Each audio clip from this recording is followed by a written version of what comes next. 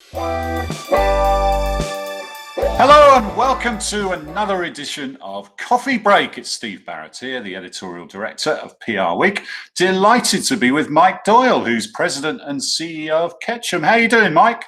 I am well, Steve. Great to see you. Great to be here. Great to see you. And where does lockdown life bring you to us from, as a very clumsy saying goes? And how's it been for you over the past few months? Well, I appreciate you asking. Like the Bruce Springsteen album, "Greetings from Asbury Park, New Jersey."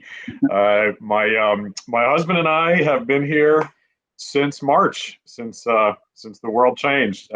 We call Manhattan home, or at least we did. We've been here and blessedly so, surrounded. We're about 10 blocks from the Atlantic Ocean and have a little bit of space, a little bit of air, and have been really lucky to be hunkered down here in Asbury. It sounds really good. Are they all wearing their masks and social distancing down there?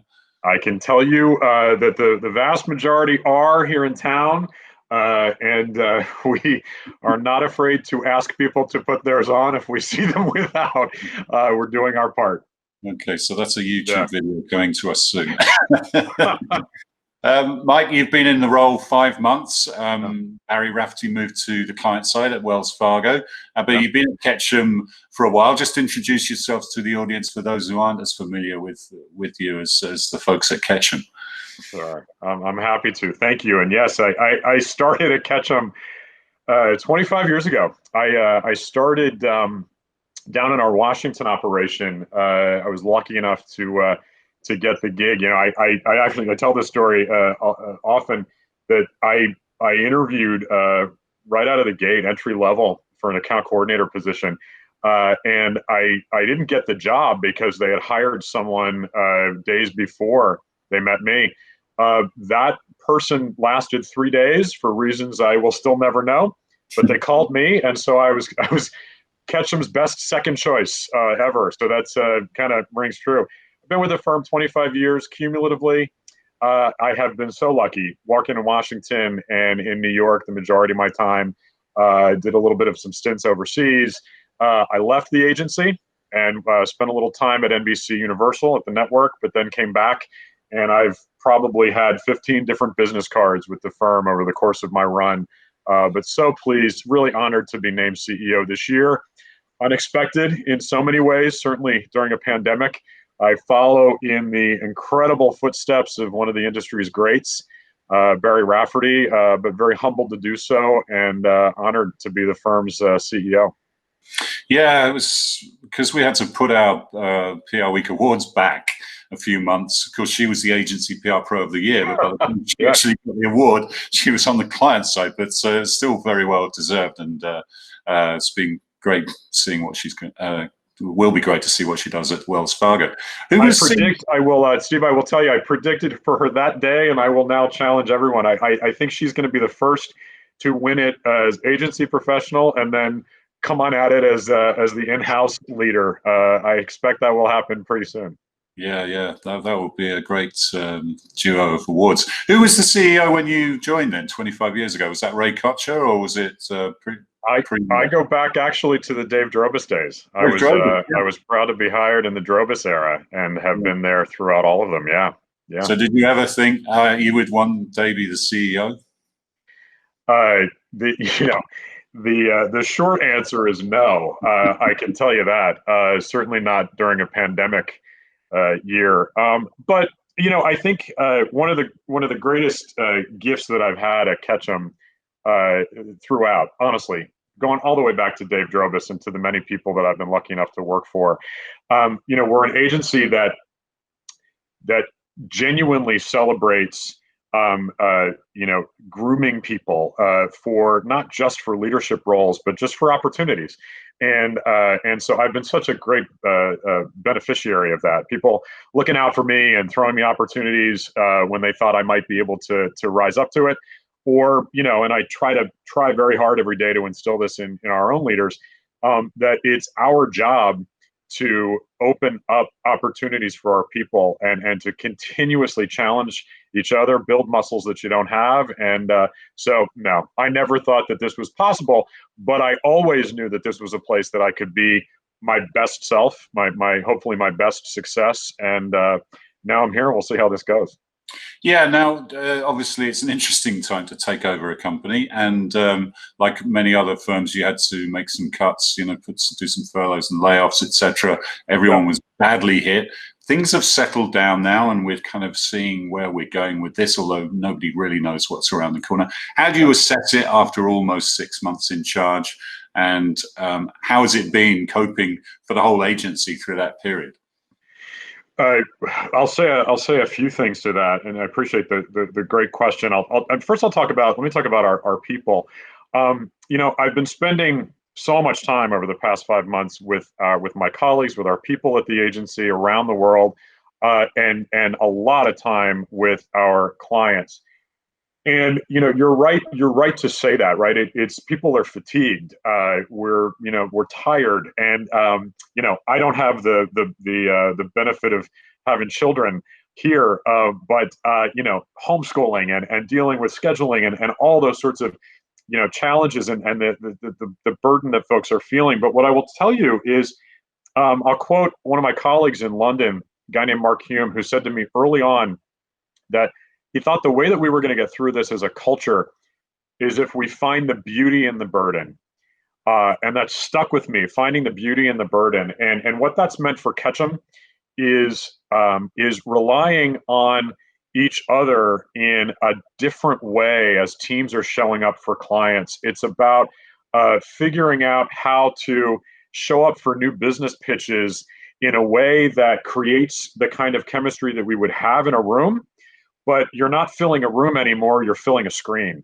How do we show up for clients in a way that reinforces how committed we are to their business, not just their communications needs, but their business needs, that we still care very much about building chemistry and thinking about their culture, consulting them in ways that are meaningful for them, not just for us. I also think finding the beauty in the burden is in the way that I've seen this Ketchum culture cover each other. We launched several months ago some programming for our parents, things like online tutoring services, or having performers read stories to kids of Ketchum parents, so that we're trying to make sure that we're honoring and giving them a little bit of relief as they're managing their day. We have things we call honoring the purple.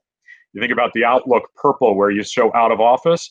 We do our best to make sure we don't schedule in agency meetings during breakfast or lunch times, because we know that's when parents are taking care of their kids. So that's how we found the beauty in the burden. I'll talk about the business. We were certainly no stranger, as were I'm sure nearly every agency, every business, in understanding and accepting and acknowledging the real challenges as the pandemic was taking shape. What I am very pleased to say is that our May was better than our April, our June was better than our May, our July was better than our June, and so on. And we are seeing real signs of recovery. We are, as a consultancy model, I'll tell you, one of the best things that we're able to do is to be nimble enough to point our people to where the business context and the client needs are. So, for example, doing incredible work in healthcare, health services. The work we're doing for our hospital network clients is incredible and really, really busy. We launched a brand new specialty in employee engagement as the months of the pandemic were really taking shape, and we were starting to understand how important employees were going to be as the single most important ambassadors for brands. They've always been. Engagement has never mattered more to an organization's long-term viability. So I'll go back again, finding the beauty in the burden. Yes, we've accepted and we've had to make some tough calls during the course of it to make sure that we're managing this business responsibly, but we've never lost sight of the opportunity to figure out how to be a better firm because of this. And I think that's going to be an important lesson as we turn the page into 2021. Yeah, I think if you look at the Q3 holding company numbers, PR did pretty well especially against the other disciplines, didn't it? Although clearly it's still a tough year. How do you see can you give us a flavor of how you'll end the year now? You know, in terms of percentage decrease year on year, or increase? I don't know. Yeah. I'll say we're still hustling. We've still got 4 weeks left. So a little premature for me to give you anything concrete. But what I will say is that I'm so proud of this agency, my own agency at Ketchum, but also of the whole of OPRG. One of the things that I'm proudest to be a part of, but also really pleased to see, is the way that our agency collective, my sister agencies, and the incredible other talents and leaders at the Fleischman Hillards and the Porter Novellis and Marina Mars and others, that we're coming together in a way that is in service of the sector, service of the industry, and truly benefiting our people. So I'm confident about the way that we're showing recovery, and really optimistic about what 2021 is going to be, and pragmatically optimistic. Right, you're going to continue to see Ketchum double down on where we are. Of course, in my opinion, biased though it is, I believe we are unmatched.